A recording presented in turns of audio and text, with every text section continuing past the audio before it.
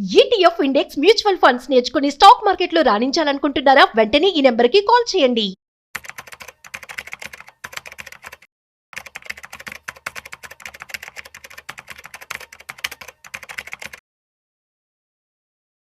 Loans ప్రతి ఒక్కరికి కూడా ఒక అవకాశం.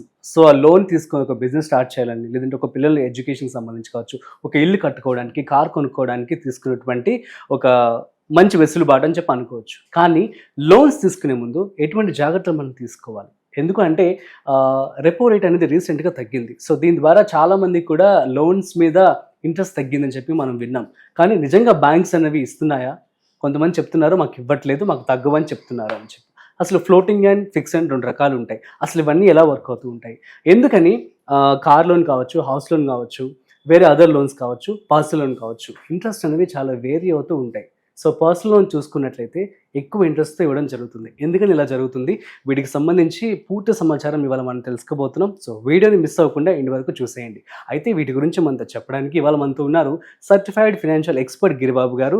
సో వారి మాటలోనే అడిగి తెలుసుకుందాం. హాయ్, హలో, నమస్తే, welcome to business bars with Rajeev Pasupuleti on Suman TV. So let's start. Hi sir, నమస్తే. నమస్తే అండి. సార్, క్వశ్చన్ విన్నారు కదా? Yeah. సో చాలా మంది లోన్స్ తీసుకుంటూ ఉంటారు.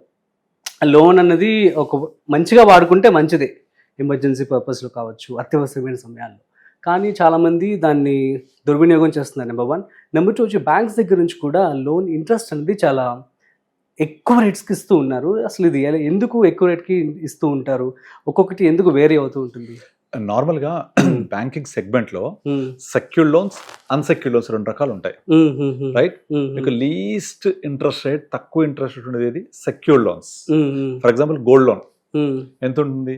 హార్డ్లీ 8%, 8.5%. బికాస్ గోల్డ్ లోన్ అనేది మీరు గోల్డ్ ప్లెడ్జ్ చేసి తీసుకుంటారు.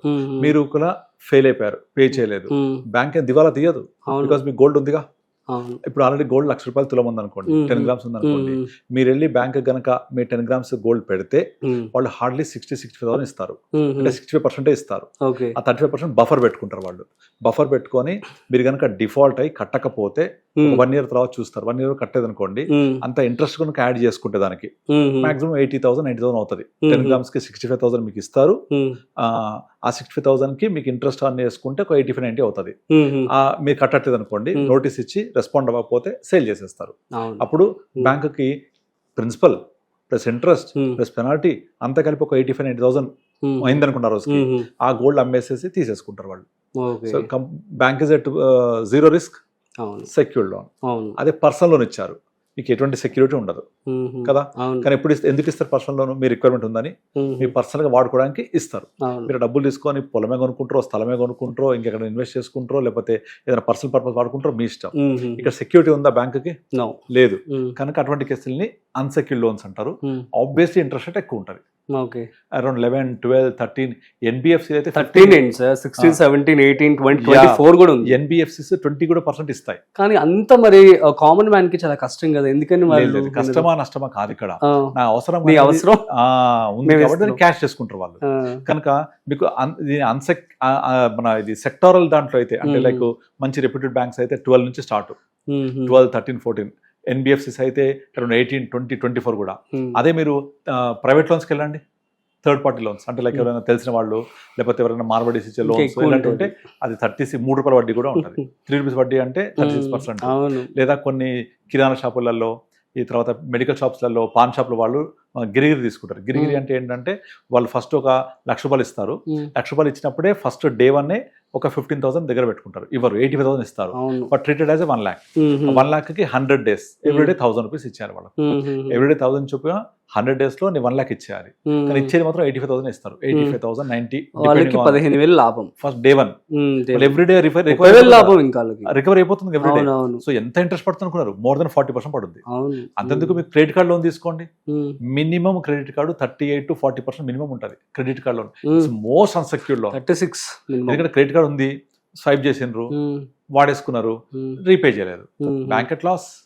సో అందుకనే 36%. అండ్ మీరు కనుక పొరపాటున టైం కట్టట్లేదు అనుకోండి, ఆటోమేటిక్ గా మీ ఇంట్రెస్ట్ రేట్ 48 కూడా జంప్ అయిపోయింది. 48% అంటే టూ మచ్. అది ఒక క్యాలిక్యులేషన్ ప్రకారం మీరు కనుక ఒక ₹1,00,000 బ్యాంక్ లో వాడుకొని మీరు దాన్ని ఓన్లీ మినిమం పేమెంటే కట్టుకుంటూ వస్తే it will take 60 months to clear your ₹1 lakh. మీరు ఓన్లీ మినిమం అమౌంట్ కట్టుకుంటూ వస్తే 60 నెలలు పడుతుంది. ఓన్లీ మినిమం అమౌంట్ కట్టుకుంటూ వస్తే 60 నెలలు అంటే మామూలు విషయం కాదు. 5 years. మీరు దగ్గర మీరు తీసుకున్న ₹1,00,000కి అదే 60 నెలల్లో 5 times కట్టేస్తారు బ్యాంక్ 5 times. అంటే అంత దారుణమైన రేట్ ఆఫ్ ఇంట్రెస్ట్ ఉంటుంది.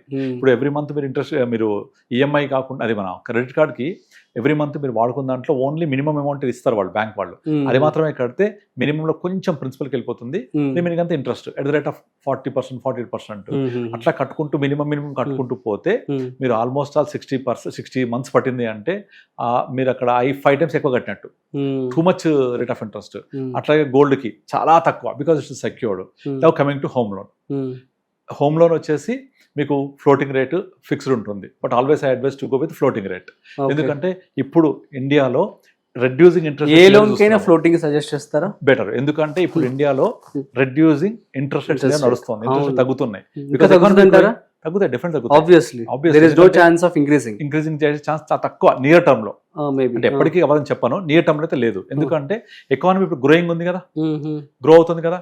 ఎకానమీ గ్రో అవుతుంటే ఎప్పుడైనా సరే ఒక వ్యవస్థ, ఆర్థిక వ్యవస్థ గ్రో అవుతూ ఉంటే అక్కడ 3 లక్షణాలు కనిపిస్తాయి. ఒకటి ఇంట్రెస్ట్ రేట్స్ తగ్గడం, 2 సర్వీస్ సెక్టర్ డిపెండెన్సీ పెరగడం, 3 అగ్రికల్చరల్ డిపెండెన్సీ తగ్గడం. ఇండియాలో ఇప్పుడు అగ్రికల్చర్ డిపెండెన్సీ తగ్గిపోతుందా? ఒకప్పుడు అగ్రికల్చరల్ డిపెండెన్సీ ఆల్మోస్ట్ 50-60 ఉండే, ఇప్పుడు హార్డ్లీ 30కి వచ్చేసింది. అండ్ సర్వీస్ సెక్టర్ డిపెండెన్సీ బాగా పెరుగుతుందా? ఇప్పుడు ఇండియాలో గత 25 years లో మీకు మ్యానుఫ్యాక్చరింగ్ సెగ్మెంట్సే ఎస్టాబ్లిష్ కాలేదు, అంత సర్వీస్ ఇండస్ట్రీసే. మూడోది ఇంట్రెస్ట్ రేట్స్ తగ్గుతున్నాయా?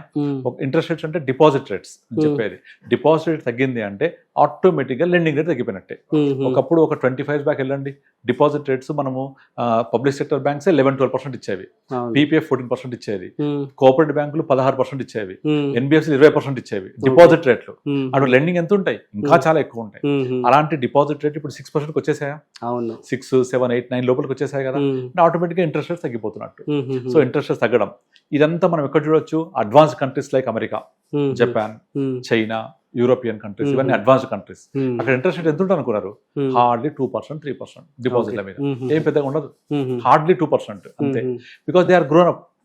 అలాగే infrastructure dependency, service sector dependency చాలా ఎక్కువ ఉంటుంది. మనం కూడా అలాగే వెళ్తున్నాం.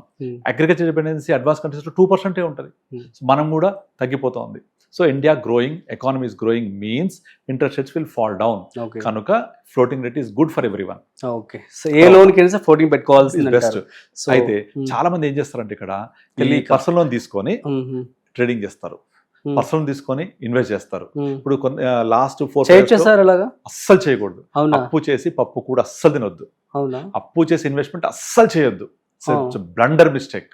I can say very blunder mistake. Example, last 3-4 years back real estate భూమి అవుతుందా? ఇంకా ఎక్కడ ధరలు పెరిగిపోతాయో, ఎక్కడ నేను కొనలేకపోతున్నా అని విపరీతంగా చాలా మంది సాఫ్ట్వేర్ ఇంజనీర్స్ అయితే ఏంటి, ఎంప్లాయీస్ అనే వాళ్ళందరూ లోన్లు తీసుకొని ల్యాండ్లు కొన్నారు, రైట్? ఈఎంఐలు కడుతున్నారు. ఇప్పుడు వచ్చేప్పటికి జాబ్ గ్యారంటీ లేదు, జాబ్స్ చాలా డోల్ డ్రమ్స్ కలిపోయినాయి, నా జాబ్ ఉంటుందో తెలియదు, ఈఎంఐ కడుతున్నా, ఆల్రెడీ కట్టబట్టి 3-4 years అయిపోయింది, ఇంకా 2 years ఉన్నాయి, ఈ టైం అయిపోతుంది, నా జాబ్ గ్యారంటీ లేదు. ఇప్పటిదాకా నేను నా యొక్క ఫ్యూచర్ రిటైర్మెంట్ ప్లానింగ్ కానీ పిల్లల ఎడ్యుకేషన్ కానీ సెక్యూర్ చేసుకోలేదు, ఇంకా కడుతూ పోతున్నాను. సరే కట్టొద్దు అనుకుంటే ల్యాండ్ అమ్మాలి, అమ్ముడుపోతుందా? లిక్విడిటీ ఉందా? లేదు కదా. ఎంత ట్రాప్లో పడిపోయారు. సో బ్లండర్ అట్లా చేయొద్దు అసలు. ఇక ఇంకొక కొంతమంది స్టాక్ మార్కెట్ ఇన్వెస్ట్ చేస్తా, నేను మా ఫ్రెండ్ చెప్పాడు పెడతా, మ్యూచువల్ ఫండ్స్ ఏది చేయొద్దండి అసలు. ఎందుకంటే మీకు మ్యూచువల్ ఫండ్ ఎంత వస్తుంది? 12-15% వస్తుంది. లోన్ ఎంత ఉంది? 12% ఉంటుంది. పర్సనల్ లోన్ ఉంటుంది కదా. మరి అక్కడే 12 వచ్చినప్పుడు ఇక్కడ ఉంటే ఎట్లా చెప్పండి? అస్సలు చేయొద్దు, అస్సలు ఎట్టి పరిస్థితుల్లో అప్పు తీసుకొని చేయొద్దు. కాకపోతే ఒక చిన్న ఎగ్జాంపుల్, మీరు అన్నారు కదా, ఇప్పుడు ఒక ఎగ్జాంపుల్ చెప్తాను. ఇప్పుడు నా దగ్గర హోమ్ లోన్ ఉంది, ఓన్లీ హోమ్ లోన్కే వర్తిస్తుంది. అండర్లైన్ దిస్, హోమ్ లోన్ ఒకటి వర్తిస్తుంది. ఏంటంటే ఫర్ ఎగ్జాంపుల్ నా హోమ్ లోన్ సే ఒక 10 లక్షలు అవుట్ స్టాండింగ్ ఉంది, నా దగ్గర 10 లక్షలు ఉన్నాయి. ఓకే, ఈ 10 లక్షలు నేను ఇన్వెస్ట్ చేయాలా లేక హోమ్ లోన్ క్లియర్ చేయాలా? జాగ్రత్త వినండి. మీ టెన్యూర్ వచ్చేసి సే ఒక 20 years ఉందనుకోండి. 20 years ఉంది, నా టెన్యూర్ వచ్చేసి 20 years ఉంది, నేను ఈఎంఐ కడుతున్నాను. ఒక ఎగ్జాంపుల్ తీసుకుందాం, ఒక 1 crore తీసుకోండి. ఒక 1 crore హోమ్ లోన్ ఉంటే 20 years టెన్యూర్ ఉంటే ఈఎంఐ ఎంత ఉంటుంది? 1 crore తీసుకుంటే లోన్ 20 years టర్మ్ ఈఎంఐ ఎంత ఉంటుంది?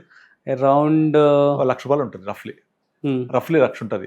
అంటే ₹1,00,000 ఉండి మీరు 60 to 70, 80,000 మినిమం ఉంటుంది. 80,000 మినిమం అంటే నెలకి, సంవత్సరానికి ఎంత కడతాం?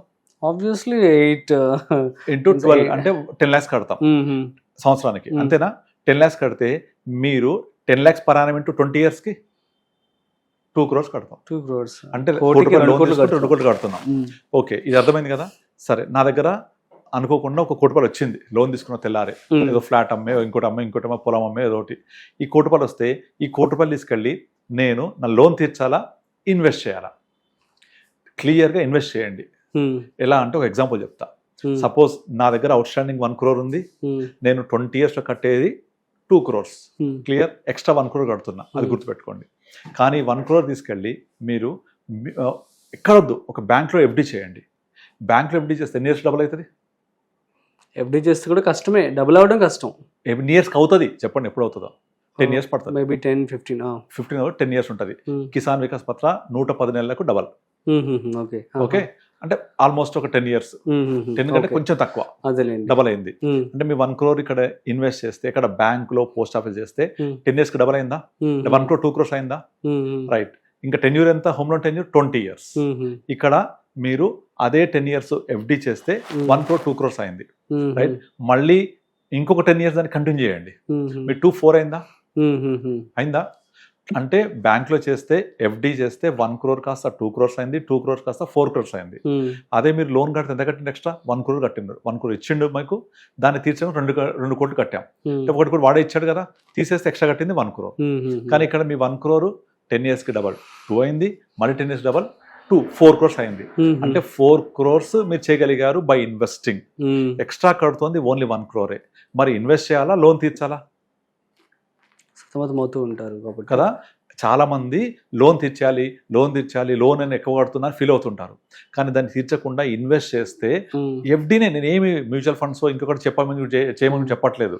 ఒకవేళ డబ్బులు తీసుకొని పర్సనల్ లోన్ కావచ్చు, వాటిని ఇన్వెస్ట్మెంట్ పర్సనల్ కి వర్తించదు ఇది, ఓన్లీ హోమ్ లోన్ కి వర్తిస్తుంది. ఇది హోమ్ లోన్ కి వర్తిస్తుంది. హోమ్ లోన్ క్లియర్ చేయాలా, లేకపోతే నేను ఇన్వెస్ట్ చేయాలా అని చాలా మంది అడుగుతుంటారు. So how to clear home loan fast అని చాలా వీడియోస్ చెప్పాము.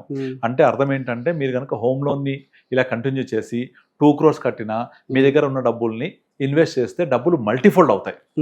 ఎఫ్డి చేస్తే కొంచెం బుర్ర ఉపయోగించి ఎవరైనా అడ్వైజర్ ద్వారా వెళ్ళి మ్యూచువల్ ఫండ్ పెట్టండి.